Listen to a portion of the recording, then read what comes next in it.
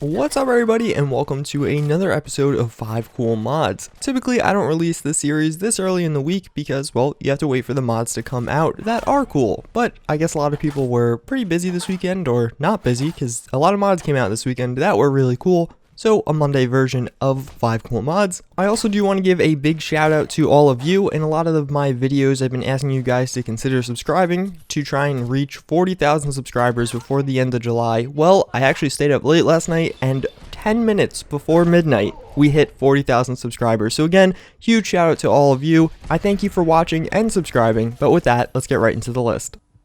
So the first mod I did want to check out was the HF Blade, or the High Frequency Blade. This may look familiar to some of you. It is from Metal Gear Solid. I'm not really sure if it's a direct rip or remodeled after that because I've never played those games, but what I do know is it does look really good. It is a very sharp and matte black looking blade. It also includes some back textures, so you could basically have it like you have a little blade holder on your back. There is also a hip version of this. There are technically two versions of the blade, although I'm not entirely sure what the differences are. One's matte black and one of them does have a more silver or gray color with some static around it. The blade does do a ton of damage, so definitely appropriate for your late game melee characters, and all around is a really nice and solid looking blade. Maybe it's just me, but I felt like Fallout 4 was lacking that like cool, clean, sleek melee weapon. For Fallout 4 players, the HF Blade will fill that gap, and for Metal Gear Solid players, it'll give you a little bit of nostalgia in the Fallout 4 universe.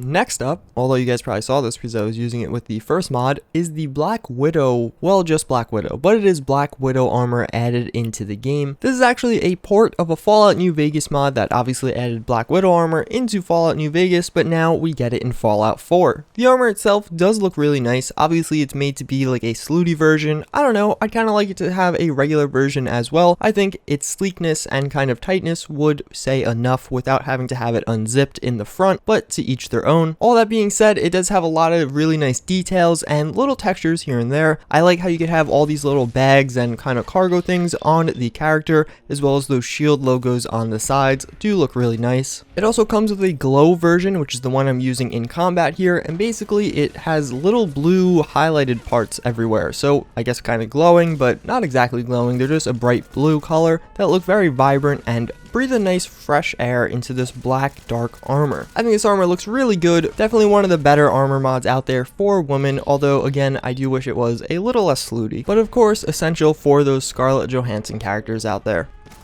So the mod author for this mod doesn't speak English, so he used like Google Translate to write the description and everything. That makes this mod seem a little bit weird at first glance, but what this is actually a really cool mod. NPCs Travel adds in traveling NPCs to the game. So while you're walking from point A to point B, you might encounter an NPC. There's a lot of variation here. You can encounter Brotherhood of Steel, adventurers, hunters, scavengers, mercenaries, which are basically going to be gunners, raiders, other mercenaries that aren't gunners, Minutemen, etc., etc. So with these different ones, you could trade with them. Some of them will have doctors, some of them will have pets that you could buy supplies from. The mod author says there are 200 or more places in the Commonwealth that these people will travel in between, and that it adds 88 different NPCs to the Commonwealth. So these are obviously not necessarily new NPCs, but technically new in the sense that they have different names and stuff. What this mod really does is breathe a lot of life into the game, especially if you're playing on something like survival or just like walking places instead of fast traveling. Your travels from Red Rocket to Diamond City will now probably yield an encounter or two with some neutral NPCs or maybe some enemies. One reason I do really like this mod over something like War of the Commonwealth is this mod adds in a lot of passive NPCs, or basically neutral NPCs. You'll encounter traders, scavengers, and hunters, and these guys aren't just going to attack you, but they'll provide you with some items to trade and maybe a little bit of a conversation. For obvious reasons, this is a really hard mod to make a video on because you just have to find the NPCs. There is a configuration menu here too, so if you don't want certain ones or you want more of certain ones, you can add that. All around, it's a really solid mod and definitely a mod I would recommend downloading if you travel a lot.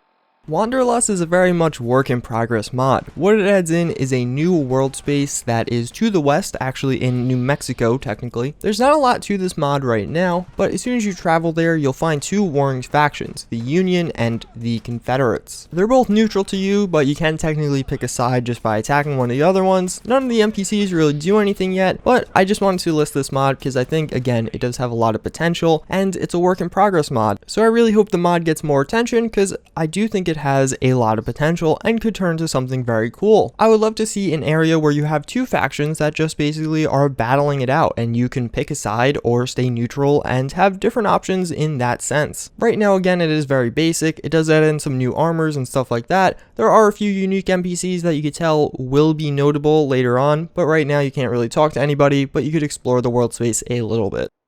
So last but not least, we do have Miltauros. So this is by the same mod author that brought us Houndoom. Basically, all this mod is a retexture of a Brahmin to have one head as Miltank and one head as Tauros, both of these being from Pokemon. This mod doesn't really do anything, again, it just is a retexture, but I like having some Pokemon in my game, and based off the popularity of Pokemon Go right now, I'm sure you'll like it too. I do really like these retextures, they are really high quality, although this one looks a little bit too cartoony for my taste, but the Houndoom one was also very good, so hopefully we'll see some updates for this one and some new ones in the future. Making a Deathclaw like Garchomp would be pretty cool. But that's pretty much it for this week, guys. I do thank you for watching. I do hope you enjoy it, and a big shout out to all of you again for helping me reach 40,000 subscribers. See you all next time. Later.